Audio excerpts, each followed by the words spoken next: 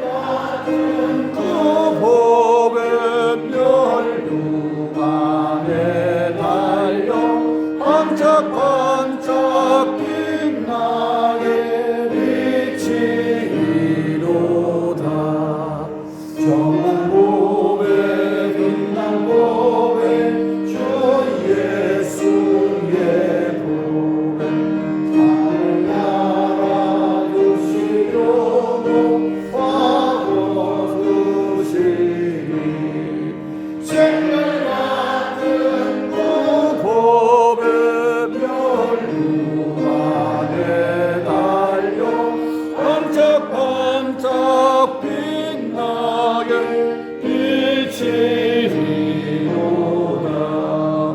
주를 사랑하는 나이 이 세상에 살 때 주의 말씀 순종하며 참 복되도다. 생명 같은 그 법의 멸류관에 달려 반짝반짝 빛나게 비치리로다.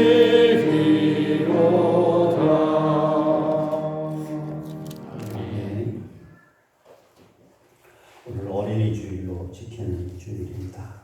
어린아이를 축복합시다 라고 하는 제목으로 함께 은혜 받기를 원합니다. 윌리엄 부스의 아내 캐서린 부스는 스가의 8명의 자녀를 두었습니다. 그들이 모두 아버지의 사업을 이어가면서 하나님의 나라를 위해서 헌신한 일꾼들로 성장했지요. 이 캐서린 여사가 세계적으로 모든 사람들의 눈에 위대하게 비친 것은 남편을 위한 내조도 있지만 그것보다는 8명의 자녀를 모두 훌륭하게 키워서 하나님의 사랑으로 바쳤다고 하는 것이죠. 많은 사람들이 캐서린 여사에게 교육의 비결을 물어봤습니다. 그랬더니 이 캐서린 여사가 아주 담담하고 명료하게 대답을 합니다. 언제나 악마보다 앞섰기 때문입니다. 나쁜 습관을 배우기 전에 좋은 습관을 먼저 가르치고, 악마가 나쁜 생각을 가르치기 전에 내가 먼저 좋은 생각을 가르치고, 악마가 나쁜 지혜를 가르치기 전에 내가 먼저 하나님의 지혜를 가르치고, 악마가 사단의 거짓과 위선과 악을 가르치기 전에 내가 먼저 하나님을 가르쳤기 때문입니다 라고 대답했습니다. 우리 자녀의 마음속에 악마의 역사가 이루어지기 전에 하나님의 말씀과 하나님의 능력을 먼저 배우게 했다라고 하는 사실입니다. 하나님의 사람들을 가만히 살펴보면 대체로 100%는 아니지만 대부분의 많은 사람들이 경건한 가정에서 어린 시절부터 하나님의 말씀을 듣고 자라난 사람들이라고 하는 것입니다. 서문화 교회 감독이자 순교자였던 폴리갑도 9살 때 하나님의 말씀을 듣고 개종했다 그러죠. 매치 헨리 같은 목사님은 11살 때 주님의 은혜를 체험하고 위대한 신학자가 되었다고 합니다. 위대한 설교자였던 스펄전 목사님도 12살 때 벌써 영적인 지각이 생겼다 그럽니다. 예수를 믿는 사람들을 보면 85%가 20살 이전에 복음을 들은 사람들이라고 조사 결과가 나왔습니다. 성인이 다 돼서 성전에 나와서 예배를 다시 드리고 예수를 영접하는 사람도 대부분의 사람들이 어려서 교회 학교를 통해서 또 여러 가지 방법을 통해서 주님을 접한 사람들이라고 합니다. 흔히 어렸을 때면 아직 사물에 대해서 모르고 사고가 제대로 형성되지 않았다라고 생각을 합니다. 그러나 우리가 너무 어리다고 생각하는 그때 복음을 듣고 영적인 체험을 하고 중생을 할 수 있다는 거죠. 제가 전사 때 우리 교회에 아주 아주 신실한 주일학교 교사가 있었어요. 네, 초등부, 유년부 선생님이었는데 그 선생님이 아이를 가르치는 것을 유심히 봤어요.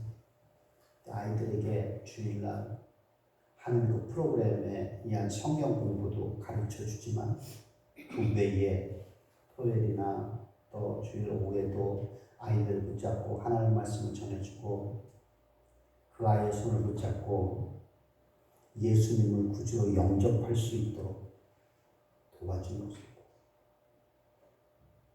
자기 반 아이들 하나하나를 붙잡고 예수 영접 기도를 시켜주더라고요. 그때 아이들이 예수님을 영접하고 구주로 받아요. 그리고 다시 한번 확인합니다. 지금 예수님이 어디 있니? 예수님 내 심령 속에 와 계세요. 그게 한 번으로 끝나는 것이 아니라 그 다음 주도 다시 한 번씩 확인해 주는 거예요. 지금 예수님이 어디 있니? 그들에게 있어서 그 시간이 일생일대에 아주 소중한 생명의 역사가 이루어지는 시간이었더라고요. 어렸을 때의 하나님의 말씀이 그의 일생을 바꾸어 놓았다라고 하는 것을 우리가 명심해야 됩니다. 오늘 본문은 오늘 그리스도인이 된 우리가 어린아이들을 어떻게 대해야 될 것인가 하는 것을 간단 명료하게 설명해 주고 있습니다. 오늘 13절에 보면 사람들이 예수께서 만져주심을 바라고 어린아이를 데리고 오매 제자들이 꾸짖거늘 그럽니다. 예수님께서 제자들과 함께 어떤 마을을 천천히 지나가고 있었습니다. 그때 마을 사람들이 예수님이 지나가시는 것을 알고 어린아이들을 데리고 나와서 예수님께서 어린아이의 머리에 손을 얹어서 안수해주고 축복해주기를 간청했다고 오늘 본문은 말하고 있습니다. 근데 13절에 보니까 예수님의 제자들이 그 어린아이들과 어머니를 꾸짖었습니다. 왜 그랬을까요? 그 아이들이 다가오는 것이 귀찮아서 그랬을까요? 힘들어서요? 아니죠. 먼저 제자들은 어린아이들을 붙잡고 얘기하고 복을 빌고 일하는 것보다 예수님께서 하셔야 될 더 큰 중요한 일이 많다라고 생각을 하는 거예요. 어린아이를 붙잡고 얘네들에게 기도해주고 그러는 시간이 작은 일이라고.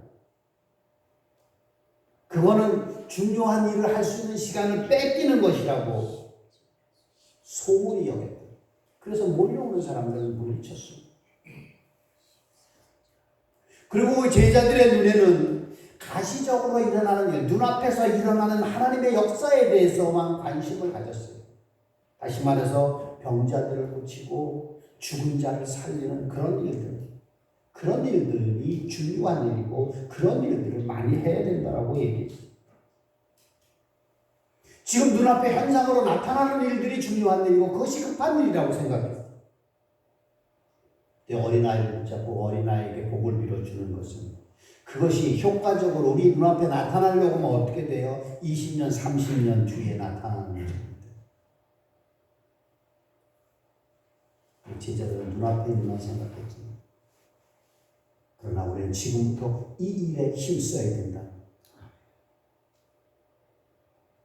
어린아이들을 위해서 힘쓰고 애쓰고 전폭적인 투자가 이루어져요. 근데 눈앞에 어떠한 현상이 일어나지 않는다고, 어떠한 효과가 나타나지 않는다고 조급한 생각을 가져서는 안 된다. 우리가 농사를 지으면서 씨앗을 뿌려도요, 그 씨앗을 뿌린 것이 하룻밤 사이에 바로 싹이 올라와서 자라서 열매 맺지 않더라고요. 싹을 나기를 기다리는 시간도 있어요. 땅속에 묻혀있는 것이 이제 썩어서 싹이 나는지 안 나는지 우리가 알 수는 없지만 기다릴 수 있어요. 기다리면 며칠 지나면 싹이 돋아나죠.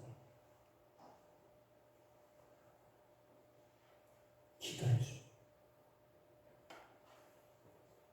이 일에 대해서 14절에 예수께서 보시고 노하시어 이르시되 어린아이들이 내게 오는 것을 용납하고 금하지 말라.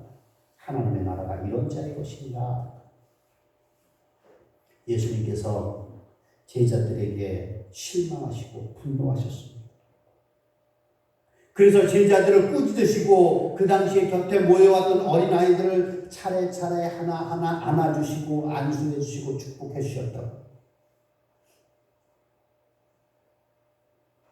오늘 이 말씀을 통해서 보면 어린아이의 이 일이 모든 일보다 가장 우선이 되고 가장 중요하다라고 하는 것을 우리에게 가르쳐주고 있습니다.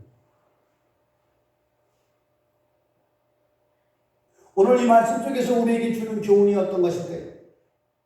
먼저는 어린아이들을 축복하라. 이스라엘의 역사를 보고 이스라엘의 민족들의 맥락을 보면 복을 비는 것 아주 소중하게 생각했습니다.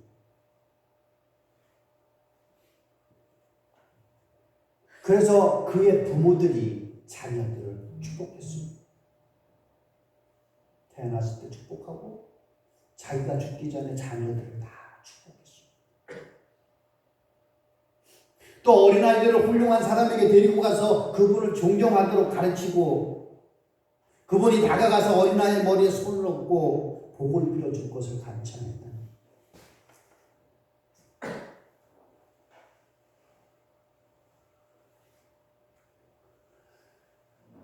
반대로 어떤 경우에도 어린아이들이 듣는 데서 누구를 비방하지 말아야 된다. 특히 교회에 대해서, 지도자에 대해서, 성도들에 대해서 하면 안 돼요. 어떤 장로님의 아들이 교인들이 모여서 서로 욕하는 소리를 들었어요. 교회를 욕하는 사춘기의 예민한 학생으로 마침내 교인과 교회에 대한 부정적인 생각을 갖게 되고 그 후에 탈선해서 교회에 나가지 않고 문제를 일으키게 됩니다.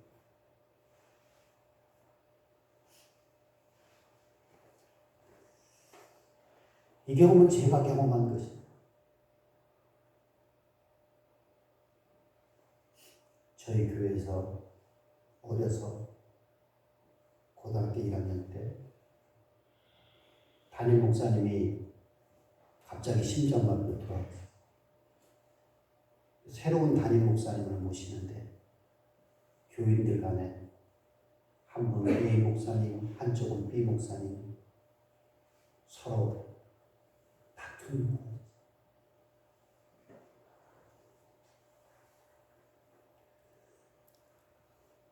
서로 멱살을 붙잡고 주먹질하는 모습을 보았어요. 아, 교회가 이런 곳이구나. 모태신앙을 가지고 교회를 떠나서는 살아보지 않았다고 하는 저, 아, 교회 다니지 말아야지.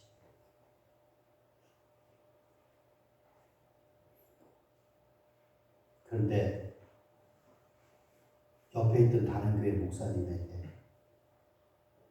붙잡혀서 그 교회를 다시 출석하게 되면서 신앙생활을 제대로 할 수 있게 돼서 오늘까지 이렇게 됩니다. 쉽게 내뱉는 한마디로 아이들의 운명이 정말 결단날 수 있다고 하는 것을 우리가 알아야 됩니다. 우리 아이들이 어른에 대한 존경심을 제대로 가르쳐요. 부모님으로부터 들은 이야기라고는 사람들을 비방하는 소리뿐입니다.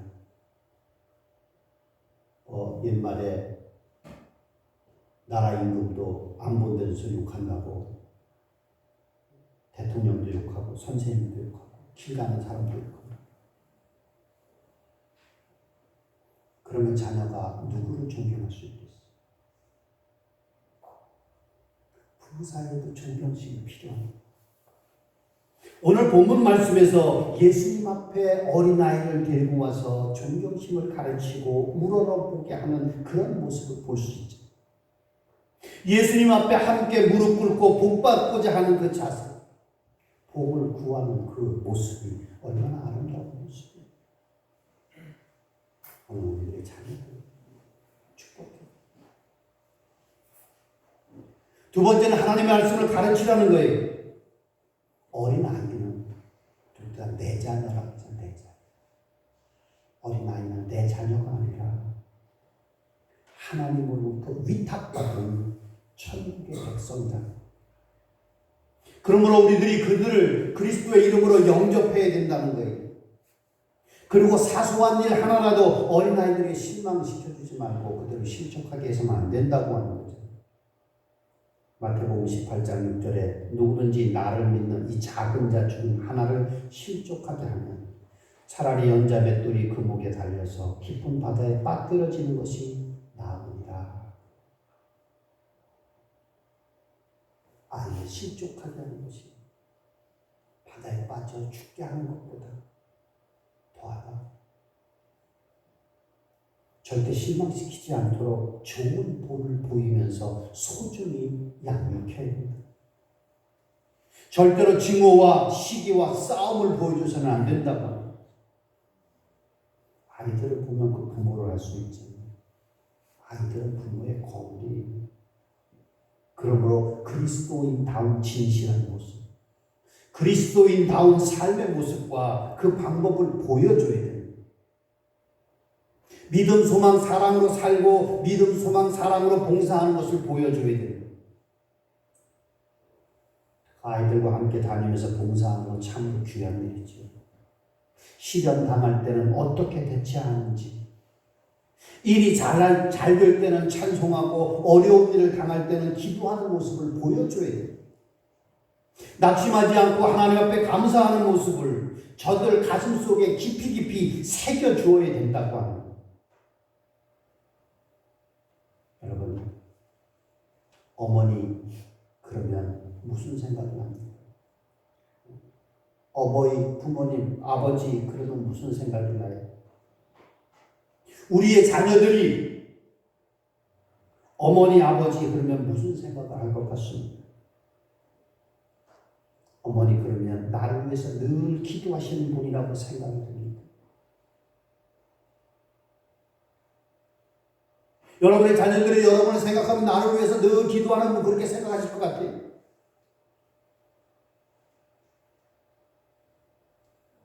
아니면 한치의 양보도 없이 서로 부부싸움하는 그런 모습이 떠오릅니다. 훌륭한 어머니는 따로 정해진 것이 아니에요. 자식의 마음속에 그 어떤 그림을 그려주고 있느냐에 따라서 훌륭한 어머니일 수도 있고 추한 어머니일 수도 있습니다.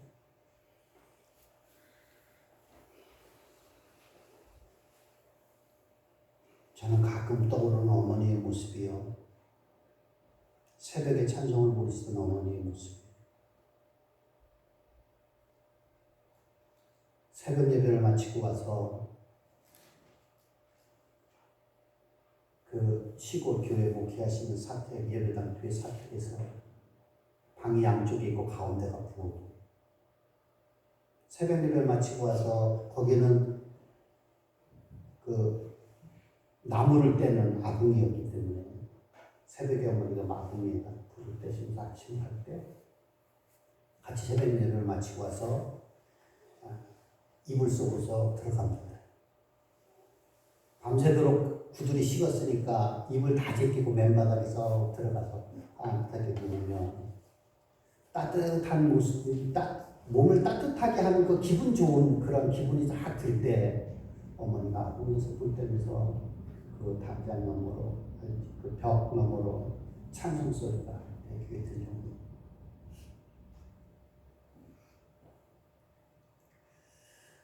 오늘 우리들이 우리 자녀에게 그 어머니의 모습이 어떤 모습으로 보일까?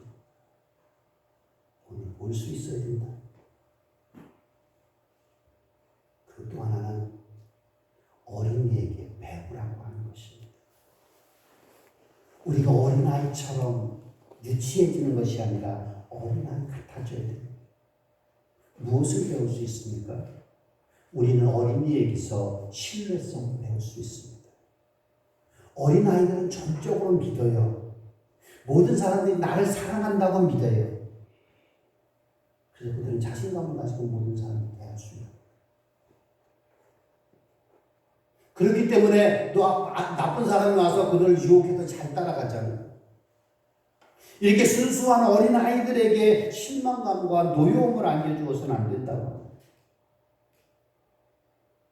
아이들은 사랑에 대한 전적인 믿음을 가지고 있습니다. 하나님과 부모님을 믿고 있습니다.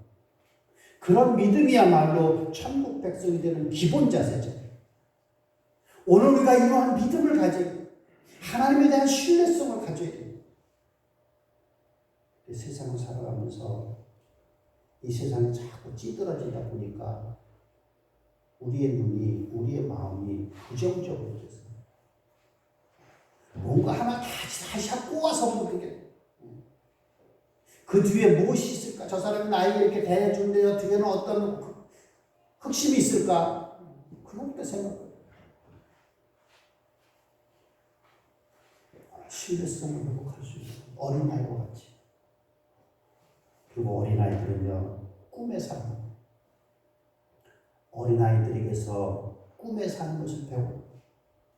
아이들은 무한한 상상력을 가지고 있어요. 그래서 동화가 통하는 거예요. 동화. 꿈은 현실보다 강해. 상상력이요, 지식보다 강하더라고요.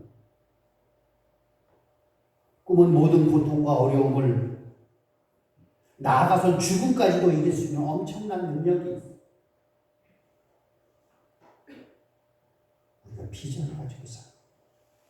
꿈을 가지고 살아요. 하나님께서 우리에게 주시는 그러한 능력을 가지고 꿈을 꾸면서 살아가요. 그리고 어린아이들은 사랑으로 살아가요. 어린아이들이 사랑으로 사는 것을 배울 수가 있어요. 어린아이는 어머니의 사랑을 확신하고야 잠을 잡니다. 한 아이가 어디 자다가도 손을 뻗쳐서 부모님이 있는지 어머니의 채운과 사랑을 확인해야 만족하면서 잠을 잤잖아요. 어디 가면요, 편안하게 좋은 잠자리에서 누워 자면 좋으면만 그렇게 하지 않고 어머니 등이나 무릎에 기대어서 잡니다. 사랑하는 성도 여러분, 하나님의 사랑을 얼마나 확인하면서 살아가십니까? 오늘 우리가 어린아이들이 엄마의 사랑을 확인하면서 살아가는 것처럼 우리도 하나님의 사랑을 확인하면서 살아요. 어린아이들은 결코 고만하지 않습니다. 스스로 선하다고 생각하지 않습니다. 그들은 전적으로 믿고 사랑할 뿐이에요. 사랑 중심의 세계관을 가지고 살아간다고 합니다. 아이들은 사랑이 그 어떤 어려운 문제 넉넉히 이길 수 있다고 생각합니다. 그래서 그런 사랑이 없이는 단 한순간도 참을 수가 없더라고요. 그리고 어린아이들은 가슴으로 듣고 마음으로 배워요. 이론으로 배우는 게 아니에요. 이치를 따지는 것도 아니더라고요. 오직 사랑으로 듣고 배우고 그 안에서 성장한다고 하는 거예요. 아이들은 그래서 행복하다고 하는 거예요.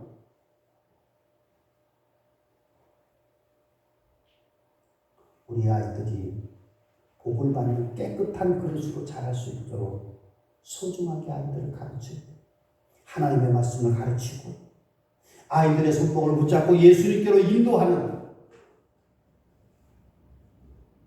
그리고 예수님에게 복을 빌는 간구하는 그 어머니의 모습이 오늘 우리의 모습이 되어져야 된다. 그리고 우리 아이들에게서 천국 백성들을 배워야 돼. 그래서 그 어린 아이들을 예수 그리스도의 이름으로 축복하는 자가 되어져야 된다고 하는 것이죠. 반 브렐이라고 하는 컬레니스트가 부모의 기도라고 하는 글을 썼습니다. 한번 소개하려고 합니다. 오 하나님, 저런 훌륭한 부모가 되게 하여 주옵소서. 제 자녀를 이해할 수 있게 하시며 그들이 말하는 것을 진지하게 듣게 하시며 그들의 모든 질문에 부드럽게 대답할 수 있도록 하여 주옵소서. 저로 하여금 그들의 생각을 가로막거나 꾸짖지 말게 하시고 그들이 어리석은 행동을 하거나 실수를 할 때에 비웃지 않도록 하여 주옵소서. 그리고 제 자신의 만족이나 권위를 내세우려고 그들을 나무라는 일이 없도록 하여 주옵소서. 매 순간마다 저의 말과 행동을 통하여 정직함이 옳음을 알려줄 수 있게 하여 주옵소서.